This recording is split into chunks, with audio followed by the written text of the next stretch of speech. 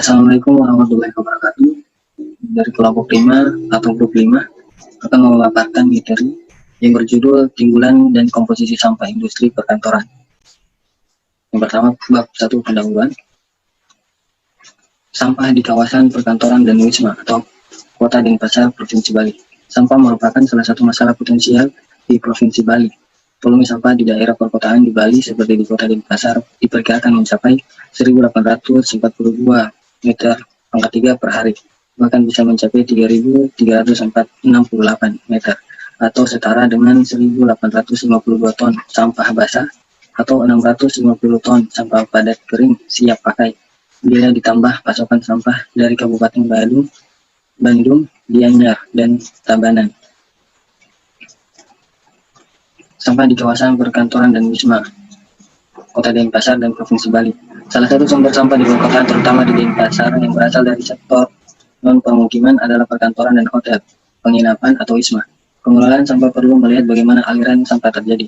Aliran sampah dimulai dari sumber sampah baik itu rumah tangga, perkantoran, maupun pemukiman. Kemudian ke tempat pengumpulan sementara atau TPS dan bermuara di tempat pemrosesan akhir atau TPA.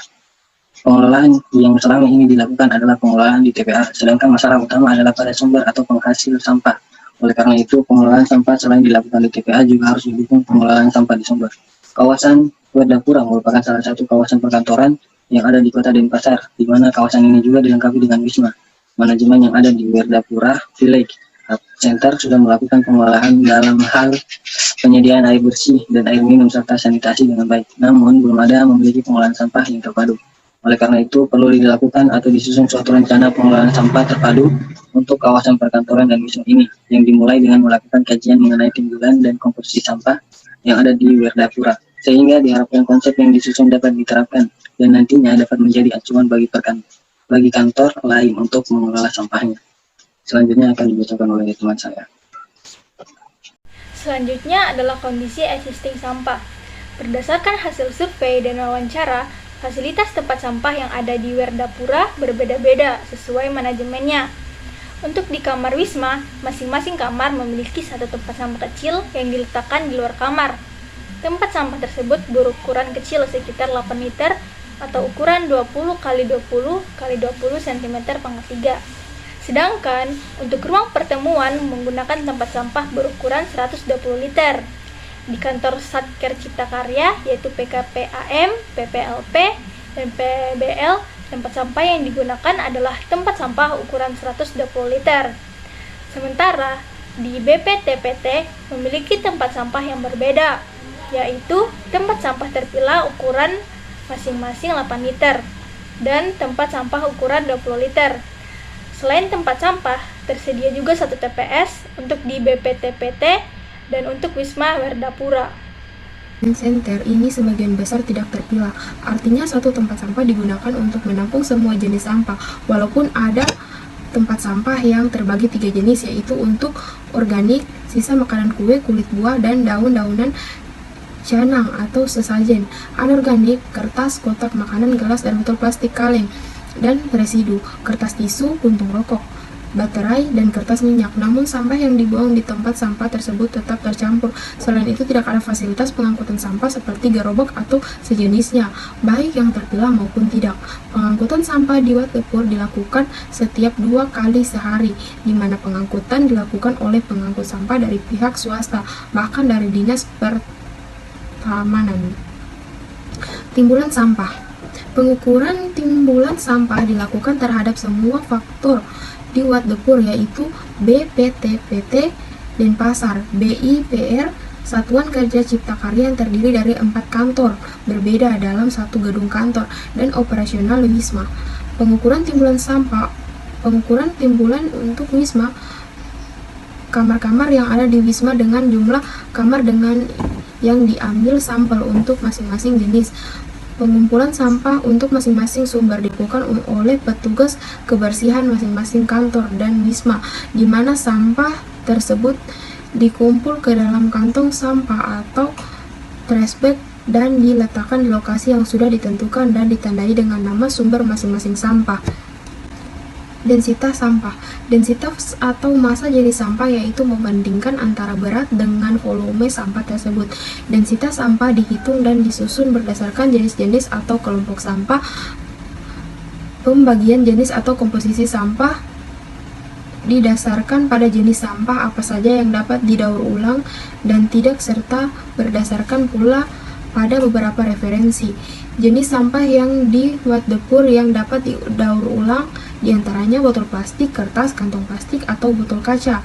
Selanjutnya adalah komposisi sampah. Komposisi sampah yang paling banyak adalah sampah kertas, yaitu sebanyak 38,46%, botol plastik 15,88%, residu 14,64%, dan sampah organik 10,93%. Sedangkan komposisi sampah berdasarkan persen berat yang paling banyak adalah sisa makanan, yaitu sebanyak 26,43%, kertas 18,55%, baik berupa kertas HVS, koran, ataupun kotak makanan. Lalu ada residu sebanyak 16,83% dan sampah organik 15,36%, seperti daun, jamur, serta sampah dari RTH. Jenis sampah yang digolongkan ke dalam residu diantaranya seperti puntung rokok, plastik pembungkus makanan, tetra pak, styrofoam, tutup botol, kotak rokok, serta jenis sampah lain yang tidak dapat diolah dengan baik dengan cara dikomposkan, didaur ulang, digunakan kembali, atau dengan cara lain, sehingga jenis sampah ini harus dibuang ke TPA. Jenis sampah di wadah dapur jika dikategorikan ke dalam sampah organik, anorganik, dan residu adalah sebesar 41,79 sampah organik, 41,37% anorganik, dan 16,84% residu jika dibandingkan dengan tabel 3 untuk jenis sampah perkantoran, di mana sampah organik sebesar 8,81% dan anorganik sebesar 25,94% atau komposisi sampah kota Bukit Tinggi, di mana organik sebesar 70,97% dan anorganik 29,03%. Perbedaan komposisi sampah di wadah dapur cukup jauh selain karena memang kondisi tiap lokasi akan berbeda dan menghasilkan komposisi sampah yang berbeda. Wadah dapur merupakan kawasan perkotaan dan wisma sehingga akan berada jenis sampah yang dihasilkan dengan kawasan yang hanya terdiri dari perkotaan, perkantoran saja atau wisma saja, apalagi dengan sampah kota. Kesetimbangan massa sampah. Kesetimbangan massa sampah dibuat untuk melihat potensi daur ulang untuk masing-masing jenis sampah. Terdapat beberapa jenis sampah yang berbeda dengan jenis jumlah di referensi Purnama 2003, yaitu botol plastik, kertas, minyak, tisu, B3, dan residu. Untuk jenis sampah tersebut, peneliti memberikan asumsi tersendiri mengenai persentase potensi daur ulang. Botol plastik diasumsikan 100% dapat didaur ulang karena jenis sampah ini murni botol plastik yang tidak dapat dijual di lapak barang bekas. Sedangkan B3 dan residu diasumsikan seluruhnya tidak dapat didaur ulang karena sampai saat ini penanganan B3 di Bali belum ada secara spesifik. Sementara residu adalah sampah yang tidak memiliki potensi daur ulang karena tidak termasuk ke dalam jenis sampah yang diterima ke lapak-lapak barang bekas. Sedangkan untuk kertas, minyak, dan tisu dianggap tidak dapat didaur ulang berdasarkan hasil penelitian bahwa kertas pembungkus makanan tidak dapat didaur ulang karena adanya lapisan plastik serta kertas tisu yang didaur ulang menjadi kertas tisu kembali, namun sangat jarang yang didaur ulang kembali karena sifatnya yang mudah hancur. Beberapa pertimbangan yang menguatkan alasan bahwa di Werdapura harus dibuat sistem pengolahan sampah terpadu, yaitu mengurangi biaya pengangkutan sampah kondisi saat ini masing-masing. Dapat dijadikan penghasilan tambahan jumlah sampah kering yang dapat didaur.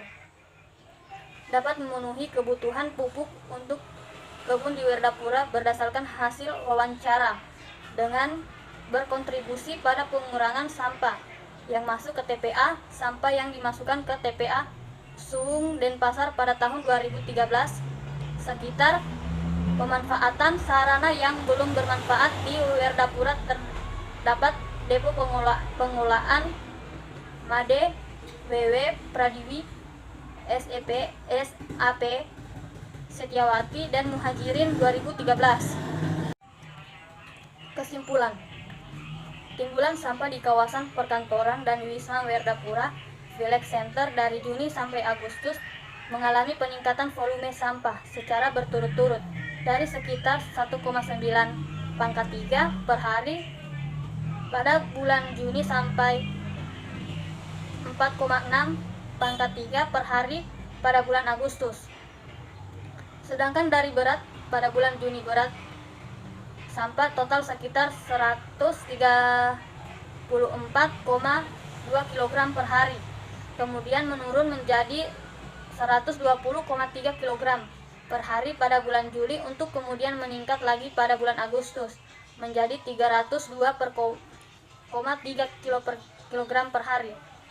Berdasarkan komposisinya, komposisi sampah persen berat yang paling banyak adalah sisa makanan 26,43%, kemudian selanjutnya kertas 18,55%, residu 16,83%, dan sampah organik 15,36%. Sedangkan komposisi sampah dari persen volume yang paling banyak adalah sampah kertas 38,46%, botol plastik 15,88%, residu 14,64%, dan sampah organik 10,93%. Dari sampah Werdapura sebanyak 47,51% berpotensi untuk didaur ulang, di mana sampah tersebut terdiri dari sampah organik yang dapat diolah menjadi kompos, sisa makanan, serta sampah kering yang dapat didaur ulang seperti kertas, botol plastik, logam, botol kaca, kantong plastik, dan lainnya. Saran: perlu dilakukan pengkajian lebih lanjut untuk meneliti lebih mendalam terhadap pengaruh timbulan sampah dengan hubungan perilaku masyarakat dengan metode penentuan jumlah sampel yang berbeda. Meningkatkan penerapan sampah yang efektif, maka diperlakukan sosialisasi dari semua pihak akan pentingnya pengolahan sampah rumah tangga secara baik. Membentuk program bak sampah di setiap daerah agar pengolahan sampah rumah tangga dapat terlaksanakan. Baiklah, itu saja presentasi dari kelompok kami. Sekian dan terima kasih. Mohon maaf jika ada kesalahan kata. Wassalamualaikum warahmatullahi wabarakatuh.